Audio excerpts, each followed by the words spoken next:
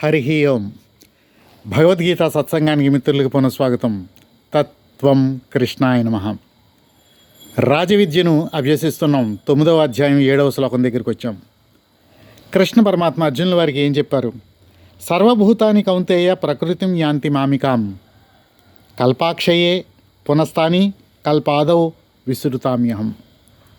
ఈ కల్పం యొక్క మొట్టమొదట స్టార్టింగ్లో నా యొక్క ప్రకృతి నుంచి ఈ సర్వభూతాలు విస్తరిస్తాయి, తిరిగి కల్పాంతంలో నాలో మెడ్జ్ అయిపోతాయి, నా యొక్క ప్రకృతిలో మెడ్జ్ అయిపోతాయి అని చెప్తున్నారు. మనకు తెలిసిన ప్రకృతి భూమిరాపోనలో వాయు ఖమ్మనం బుద్ధిరేవచ అహంకారం ఈతీయమే భిన్న ప్రకృతి రష్ట్రది 8 రకాలుగా ఉంది. దీనికన్నా కూడా ఇంకా ఆయన ప్రకృతి ఇంకా పెద్దది ఉంది. ఆయన ప్రకృతి నుంచి ఇదంతా కూడా జరుగుతుంది. అయితే ఇక్కడ మనం రాజవిద్యను అభ్యసిస్తున్నాం కాబట్టి రాజవిద్యను తెలిసిన వారు ఎవరైనా ఉన్నారా అంటే ప్రహ్లాదుడు ఆయన విద్యల్లోకల్లా విద్యను నేను అభ్యసించాను అని వాళ్ళ నాన్నగారికి చెప్పారు. ఆయన్ని మనం అనుసరిస్తూ అలాగే వారి తండ్రి గారైనటువంటి హిరణ్యకశిపుల వారిని కూడా దృష్టిలో పెట్టుకుంటే రాజవిద్యను తెలుసుకోవడం కొంచెం సులభం అవుతుందని సామాన్య దృష్టికోణంలో నేను గమనించింది మీతో షేర్ చేసుకుంటున్నాను. విద్యల్లోకెల్లా అతి గొప్ప విద్య రాజవిద్య. దాన్ని అభ్యసించినటువంటి ప్రహ్లాదుడి వారికి ఆయన చూస్తే ఈ కుక్కలు మొరగటం, ఈ గూస్ బంప్స్ రావడం ఇటువంటివి ఉండదు. పులులు ఏం చెయ్యు, సింహాలు ఏం చెయ్యు, ఏనుగులు తొక్కలేదు. అలాగే అగ్ని కూడా ఆయన్ని కాల్చలేకపోయింది. సీతామాత అగ్ని పునీత, స్వయం అగ్ని సీతామాత. అలాగే ప్రహ్లాదుల వారిని కూడా అగ్ని కానీ ఎవరూ ఏమీ చేయలేకపోయారు. కారణం ఆయన రాజవిద్యను తెలిసినవాడు. రహస్యం ఏంటంటే ఆయన తత్వం తెలిసినవాడు. తత్తుని త్వంకి అప్పగించినవాడు. తత్ అంటే ఆత్మసాక్షి, నేను అని స్ఫురించేది.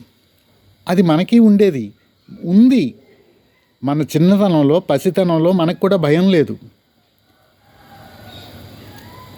తర్వాత మనలో ఉన్న డేటాకి అప్డేట్ అవుతూ ఆ భయాన్ని, దాని తర్వాత దాని ప్రొటెక్షన్ కోసం ఏదో చేయడం, ఆ పరిచ్ఛేదానికి సంబంధించి మనం ఒక రక్షణ కవచాన్ని ఏర్పాటు చేసుకోవడంలో నిమగ్నం అయిపోయాం. ఇలా నిమగ్నం అవ్వడం అనే జర్నీ ఆ ప్రహ్లాదుడి యొక్క తండ్రి హిరణ్యకశిపుని నుంచి తెలుసుకుందాం. ఆయన దృష్ట్యా ఎలా అంటే కుక్క మురిగింది, గూస్ బంప్స్ వచ్చాయి. అప్పుడు సైకిల్ మీద వెళ్తున్నాను కాబట్టి సైకిల్ని అడ్డం పెట్టి ఓయ్ అన్నాను. అంటే అది ఆగింది. అప్పుడు నాకు ఆ రక్షా కవచం యొక్క ఆ నెసెసిటీ అర్థమైంది. సో భయం ఉంది. ఆ భయానికి అది పరిచ్ఛేదం వల్ల ఏర్పడుతోంది. ఆ పరిచ్ఛేదాన్ని జయించడానికి నేను ఈ రక్షా కవచాన్ని అడ్డం పెట్టుకున్నాను. ఈ రక్షా కవచం స్ట్రాంగ్గా ఉండాలి. ఎందుకంటే ఇది బ్రేక్ అయిందంటే మళ్ళీ పరిచ్ఛేదం ఏర్పడుతుంది, ఐసోలేషన్ సిండ్రోమ్ ఏర్పడుతుంది. నేను భయానికి ఆందోళనకి గురవుతానన్న విషయం నాకు అర్థమయ్యి భయాలకి సంబంధించి నేను ఒక రక్షా కవచాన్ని ఏర్పాటు చేసుకుని తర్వాత నేను ఆ పులులు సింహాలు సఫారీలోకి వెళ్ళాలనుకుంటున్నాను. అంటే సొసైటీలో జీవించటానికి, ప్రతిబంధకాలని ఎదుర్కోవడానికి నాకంటూ ఒక రక్షా కవచం ఏర్పాటు చేసుకోవాలి అని ఒక సంకల్పం చేసుకున్నాను. అలా చేసుకుని ఒకప్పుడు తపస్సులు చేశాను. ఇప్పుడు కాంటెంపరీగా డబ్బులు సంపాదిస్తున్నాను. అయితే ఇలా చేయడంలో ఇప్పుడు మనం 7వ శ్లోకంలో ఉన్నాం కదా, 12వ శ్లోకంలో చెప్పారు మోఘాస రాక్షసత్వాన్ని ఇస్తుంది అని కృష్ణ పరమాత్మ చెప్పారు. ఈ రక్షా కవచానికి సంబంధించి నాకు మోఘాస పెరిగి అది రాక్షసత్వానికి దారితీసి నేను పని రాక్షసుడిని అయిపోయాను. నా పని ఎలా చేస్తున్నానంటే రాక్షసంగా. ఎందుకు చేస్తున్నానంటే నా రక్షా కవచాన్ని స్ట్రాంగ్గా చేసుకోవడం కోసం, డబ్బు సంపాదించడం కోసం. ఆ ఆ కవచం ఎంత స్ట్రాంగ్గా అంటే ఒక బంకర్ లాగా తయారు చేసుకున్నాను, అవసరానికి మించి బలంగా. చివరికి ఏం జరిగిందంటే అదే కవచంలో నేను ఇరుక్కుపోయాను,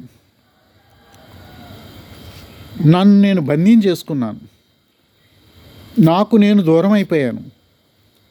దూరం అయిపోయి శ్రీ మహావిష్ణువుకి వ్యతిరేకం అయిపోయాను ఆటోమేటిక్గా. ఎందుకంటే నేను రాక్షసత్వాన్ని పొందేశాను. ఒకప్పుడు కంసుడు కానీ, ఒకప్పుడు రావణాసురులు వారు కానీ, అలాగే హిరణ్యకశిపులు గారు కానీ, వీరంతా చేసిన పని ఆ రక్షా కవచాన్ని బలంగా స్ట్రాంగ్గా బంకర్లాగా తయారు చేసుకుని, చివరికి ఏం జరుగుతుందంటే ప్రకృతి శ్రీ మహావిష్ణువు స్వయంగా వచ్చి ఆ బంకర్ని ఛేదిస్తారనమాట. ప్రకృతి అలా నియమిస్తుంది, ఒకరిని శ్రీ మహావిష్ణువుని పంపిస్తుంది. ఆ స్వకీయ ప్రకృతిని అనుసరించి ఆయన వచ్చి ఆ బంకర్ను బద్దలు కొట్టి తిరిగి మనకి ముక్తినిస్తారనమాట. ఆ రాక్షసులందరికీ కూడా వారు ముక్తినిచ్చారు. అప్పుడు మనకి విష్ణువు వ్యతిరేకంగా అనిపిస్తుంది.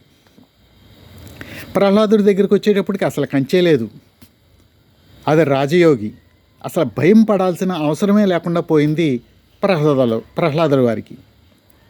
సో ఈ రాజవిద్యకి ఈ రాక్షసత్వానికి ఆ మధ్యలో ఉన్న మనకి ఆ వేరియేషన్స్ కొంత అర్థమైంది. ఇప్పుడు శ్లోకంలోకి వస్తున్నాను. ముగ్గురం కూడా కల్పాదిలో వచ్చాం, కల్పాంతంలో తిరిగి మెడ్జ్ అవుతాం. ఇది కొంచెం డిఫరెంట్ సబ్జెక్ట్ కాబట్టి వీడియో లెంగ్త్ని దృష్టిలో పెట్టుకుని వచ్చే శ్లోకంలో చేస్తాను, వచ్చే వీడియోలో చేస్తాను. ప్రస్తుతానికి 6 నిమిషాల 52 సెకండ్లు అంటే 7 నిమిషాలు అయిపోతుంది. కాబట్టి జై శ్రీరామ్, జై శ్రీకృష్ణ. వచ్చే వీడియోలో మళ్ళీ కలుస్తాను. అంతవరకు జై శ్రీరామ్. తత్వం కృష్ణాయ నమః.